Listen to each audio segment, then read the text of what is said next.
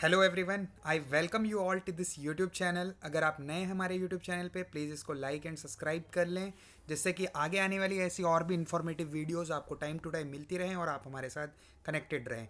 तो आज की वीडियो में हम डिस्कस करने वाले हैं एक्चुअल में जो बैक एंड रोल्स होते हैं, जो भी बैक एंड पोजीशन होती है, back end developer, back and engineer, जो भी पोजीशन होती है, उस पर डीएसए किस लेवल की आती है और डीएसए क्या एक्चुअल में उसमें मैटर करती है या नहीं करती। क्योंकि मैंने जितने भी सेशंस लिए हैं इससे पहले, किसी भी प्लेटफॉर्म पे कहीं भी जितने भी लोगों से बात किया है, उनका क्वेश्चन रहता है कि अगर मुझे बैक एंड डेवलपर बनना है तो क्या डीएसए फिर भी इंपॉर्टेंस रखती है या नहीं, कंपनीज में, स्टार्टअप में, कहीं भी। तो देखो, जो फर्स्ट आंसर होता है, डायरेक्टली नहीं मैटर करती, बट इनडायरेक्टली बहुत सारी चीज़ें हैं जिस पर डिपेंड करता है डीएसए मैटर करेंगी या नहीं करेंगी। वन बाय वन हम उनको डिस्कस करेंगे।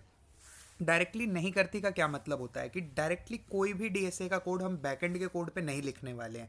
सपोज कोई लिंक लिस्ट है या ग्राफ क्यू है, कुछ भी है, हम उसको डायरेक्टली कोड नहीं करने वाले बैकएंड में। तो हम कोड कैसे करते हैं और क्यों करते हैं, वन बाय वन हम स्टेप बाय स्टेप समझेंगे। उससे पहले फिर से मेरा एक रिक्वेस्ट है, अगर आप में से कोई भी नया है इस चैनल पे तो सब्सक्राइब एंड वीडियो को लाइक भी कर दें हमारे सपोर्ट के लिए। अब देखो, मेन होता क्या है डीएसए से, हमारा कोर लॉजिक बिल्डिंग स्किल बढ़ती है। कोर लॉजिक बिल्डिंग क्या, बैकएंड में जब आप आते हो, आप एपीआई बनाते हो, उसकी ऑप्टिमाइजेशन पे ध्यान देते हो। कभी आपने एपीआई बनाया, उसको ट्राई करो ऑप्टिमाइज कैसे करते हैं। जब आप ऑप्टिमाइजेशन की तरफ देखोगे तो उसमें बैकएंड डिपेंड करती है कि आपने बैकएंड किस लेवल की किस चीज़ों पे डिस्कस कर रखा है। सपोज करो आपको पता ही नहीं है कि सिस्टम डिज़ाइन में किस तरीके से हम किसी आर्किटेक्चर को लगाएं तो उसकी ऑप्टिमाइजेशन बढ़े। अब आप उस चीज़ को कैसे लगाओगे। तो मेन ये होता है कि डीएसए में इस लेवल की पता होनी चाहिए कि हम कोर लॉजिक बिल्डिंग को स्ट्रॉन्ग रख सकें अपनी। अब लॉजिक बिल्ड कैसे, जैसे कोई भी एपीआई है, आपने उसको लिखा है, अब उसकी परफॉर्मेंस को इंक्रीज करवाना है, तो आपको पता होना चाहिए कि इसकी कॉम्प्लेक्सिटी कितनी जा रही होगी, अभी करंट कॉम्प्लेक्सिटी कितनी है, हम उसको कितना रिड्यूस कर सकते हैं, हम उसको और अच्छा किस लेवल तक ले जा सकते हैं। तो ये चीज़ें हम डायरेक्टली तो डीएसए वाली नहीं इंप्लीमेंट करते, बट जब हमें पता होता है कि हाँ, अगर अभी हमारे पास 4 लूप लगे हुए हैं, हम उसको रिड्यूस करके 2 कर सकते हैं, तो हम कॉम्प्लेक्सिटी को रिड्यूस कर रहे हैं काफ़ी हद तक। तो इस तरीके से ऑप्टिमाइजेशन हम लगाते हैं, जो डीएसए हेल्पफुल जरूर होता है, डायरेक्टली यूज़ नहीं होता। अब देखो, जब आप एल्गोरिदम्स लिखते हो बैकएंड में, कभी भी लिखोगे इन फ्यूचर, तो उसमें हमें डेफिनेटली डीएसए हेल्प करता है बहुत सारे लॉजिक्स को लगाने के लिए। ठीक है, तो ये डायरेक्ट कभी भी नहीं पूछना होता कि डीएसए डायरेक्ट यूज़ होती है नहीं, नहीं होती। बट क्या इनडायरेक्टली यूज़ होती है या नहीं, होती है। इनडायरेक्टली डेफिनेटली डीएसए का यूज़ होता है। अब कभी इशू आ गया, आपके पास बैकएंड में कोई इशू आ गया, कुछ भी इशू आप रिजॉल्व कर रहे हो, उसमें डिपेंड करता है कि आपकी कोर लॉजिक थिंकिंग, आपका कोर लॉजिक बिल्डिंग किस लेवल का है, उतने फास्ट आप उसको रिजॉल्व कर पाओगे। क्योंकि जब आप सोचने में अच्छे हो, इनकेस अगर आपने कभी एल्गोरिदम पे काम किया है, डेटा स्ट्रक्चर्स आपने समझा है अच्छे से, उसको कोड किया है, तो आप कोड को अच्छे से समझ पाओगे, जल्दी से समझ पाओगे। अगर कोई इशू आता है तो आप उसको फास्टली सॉल्व कर पाओगे, क्योंकि आपने प्रॉब्लम सॉल्व किए हैं उस लेवल के, मीडियम लेवल के, हार्ड लेवल के। तो आप इजीली, बहुत इजी रहता है आपके लिए।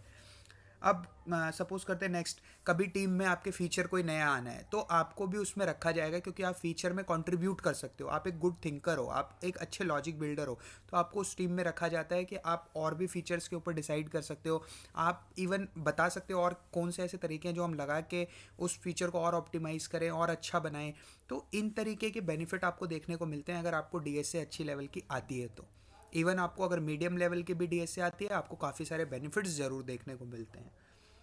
अब आप बैकएंड का जब कोड पढ़ रहे हो, सपोज करते हैं कोई कोड बेस है, आप किसी कंपनी में ज्वाइन किया, आपको कोड बेस मिला, अब आप पढ़ रहे हो, आपको अगर डीएसए बिल्कुल नहीं आती तो उसमें बहुत सारी चीज़ें ऐसी होंगी जो आपको स्ट्रगल करना पड़ेगा, आपको कहीं से सीखना पड़ेगा या काफ़ी सारी चीज़ें देखनी पड़ेगी, नेट पे, इंटरनेट पे, एआई टूल्स पे, कहीं भी देख के आपको सीख रहे होगे।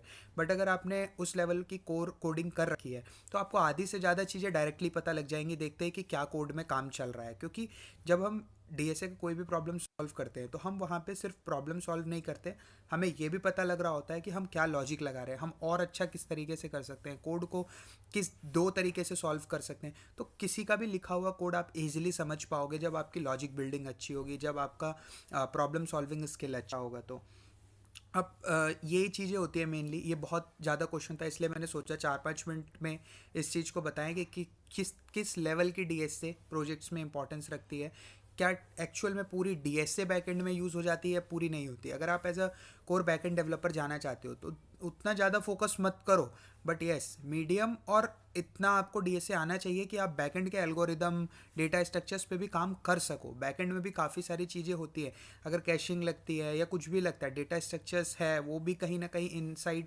Behind the scene data structures use कर रहा होता है, तो आपको आर्किटेक्चर समझना काफ़ी ईजी हो जाता है।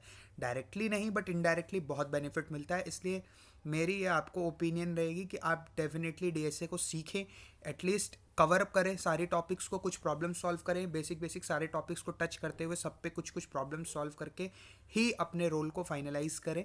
डायरेक्टली कभी किसी बैकएंड में या आप किसी डेवऑप्स में जा रहे हैं और आपको बिल्कुल भी ज़ीरो लेवल डीएसए आती है तो बहुत सारे स्ट्रगल्स होता है, बट यस मैं डायरेक्टली नहीं कह सकता कि डीएसए नहीं किया तो आप बैकएंड या डेवऑप्स में नहीं जा सकते, ऐसा नहीं होता। नेक्स्ट वीडियो बनाएंगे जिसमें हम डिटेल डिस्कशन करेंगे कि एक बैक एंड डेवलपर का एक्चुअल में रोल क्या होता है, उसको क्या क्या काम करना होता है प्रोजेक्ट पे, क्या सारी चीज़ें उनको देखना होता है दिन में।